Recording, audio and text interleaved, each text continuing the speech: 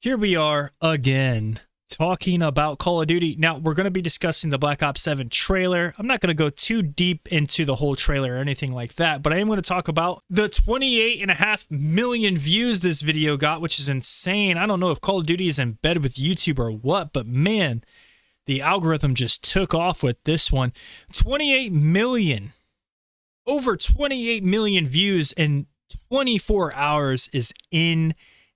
Now, if it's no secret to you, if you don't know, the video is getting a lot of hate, and you can kind of tell down in the comments. People are just kind of ripping this video apart. You can kind of tell a lot of the Call of Duty community is upset with the trailer. Now, the video is sitting at 194,000 dislikes. You can't see that just on YouTube. You can Google it. You typically need like special tools or extensions in order to see it, but you can just Google it and it'll tell you how many dislikes the video has.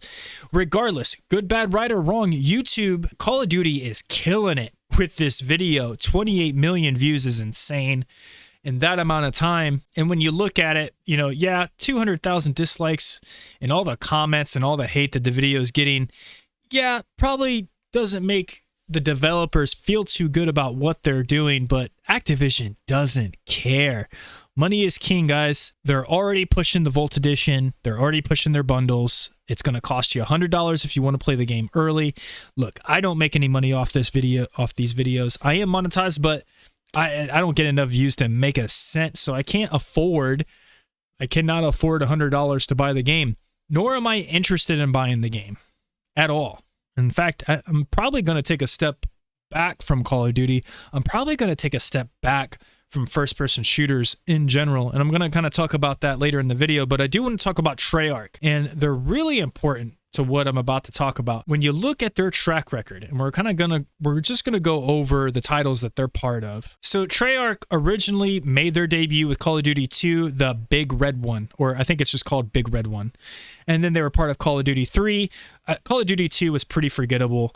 Call of Duty 3 better on the Xbox 360, but then of course we all know with the banger that is World at War, universally liked. I mean, this World at War was incredible. There's no denying it. That's when we were introduced to zombies. Great game. But then you had Black Ops 2, great games. But then things kind of started to spiral out of control with Black Ops 3. You know, train go boom. And then we had Black Ops 4, which had no campaign. But we were introduced to Blackout, which, let's be honest, became Warzone. And then we had Black Ops Cold War, mixed reviews on this game. I mean, it was a game, it came out, and then Black Ops 6. So when you think about it, if you're not counting Black Ops 7, which is going to be a complete disaster probably, I mean, it might not. It might be a great game. You never know. If you buy the Vault Edition, you get to play the multiplayer early. I'm sure there's going to be plenty of content going over the multiplayer. I'm not going to play it. I'm not going to buy it. I'll watch it. I'll watch people play it, but I can't afford a Vault Edition. I'd rather use my $100 for something else. This is what Treyarch does. They've always been kind of the odd studio when it comes to how they create their Call of Duty games, their creative direction, I guess you could say. Call of Duty 7 is no exception to this. When you watch the trailer, the swords, and you know the multiverse type of thing that Marvel did, I think objectively, yeah, I think it looks good. I think the trailer's cool. I think the original trailer it was scored well, it was cool, it had a vibe. But unfortunately, they're just going in. We're going to get another year of Call of Duty, and it's going to be another year of Call of Duty that we don't want. And a lot of the community doesn't want. But Activision doesn't care. When you look at the almost 28.5 million views this video has, it kind of puts it in perspective how many people are interested in Call of Duty. And 200,000 dislikes is not great. No, probably not. But it's a drop in the bucket for them. We're not going to sit here and say that Call of Duty is too big to fail. But they kind of are. They are losing players. They are bleeding players, but it's not enough that's going to take them down. They are making billions in the bundles and the blueprints and the skins. They're making billions with microtransactions. It's not going to go away. It's not going away. We're probably going to see loot boxes come back. Don't be surprised. They're not talking about it. Nobody said anything. I don't think anything's been mentioned about loot boxes. I'm just speculating. But they could come back to the game. I think people are just tired of it. And I remember telling you earlier in the video that I might have to take a step back from the first-person genre, from the first-person shooter genre, because I'm just kind of burned out. I'm going to explain what I mean by that. I'm kind of tired of the casino tactics that Activision and Call of Duty are using with their Warzone platform. I think Warzone is the best thing that Call of Duty's ever came up with. I think it's the best product they've ever put out. It's free to play, but unfortunately, the game is plagued with a lot of issues. You have server-side issues, the microtransactions, the unfair play, the ping.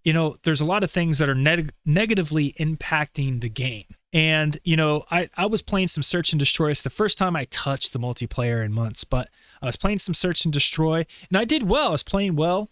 I'll show you some gameplay here in the background, but I after a couple matches, I got off. I was like, I'm kind of over it. I'm just over it. And it's weird. It's kind of weird that I'm feeling like this basically a year after the game came out, and now we're getting ready to gear up for another Call of Duty entry.